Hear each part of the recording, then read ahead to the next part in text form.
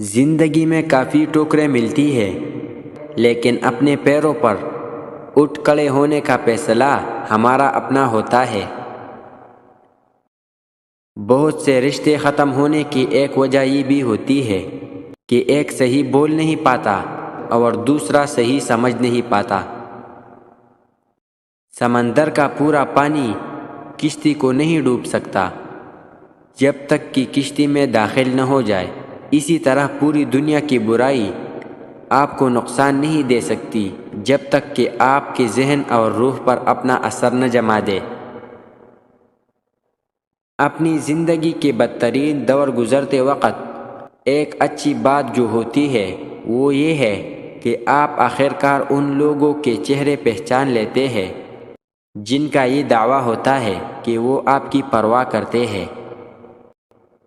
جب انسان ٹوٹ جاتا ہے تو وہ اپنا درد چھپانے کے لیے یا تو مسکرا دیتا ہے یا چپ ہو جاتا ہے، اور یہ اذیت کی آخری حد ہوتی ہے۔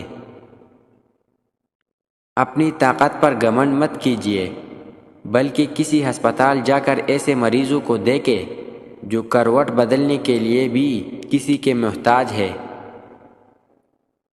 اپنی زبان سے نکلے الفاظ کی ذمہ داری تو ہم لے سکتے ہیں، لیکن سمجھنے والے کی سوچ کی ذمہ داری کسی طور نہیں لی جا سکتی۔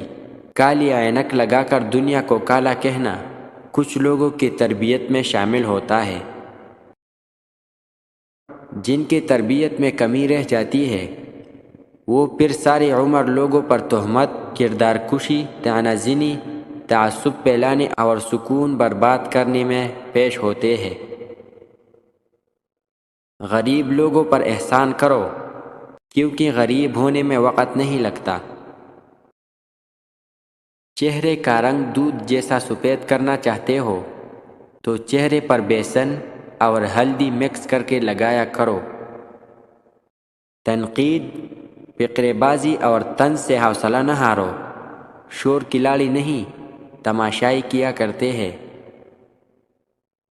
میں نے زندگی میں صرف ایک ہی بات سیکھی ہے کہ انسان کو کوئی چیز نہیں ہرا سکتی جب تک وہ خود ہار نہ مان لے۔ اگر آپ دنیا میں کامیاب ہونا چاہتے ہیں تو پہلے ناکامی کا استقبال کرنے کا حوصلہ پیدا کریں۔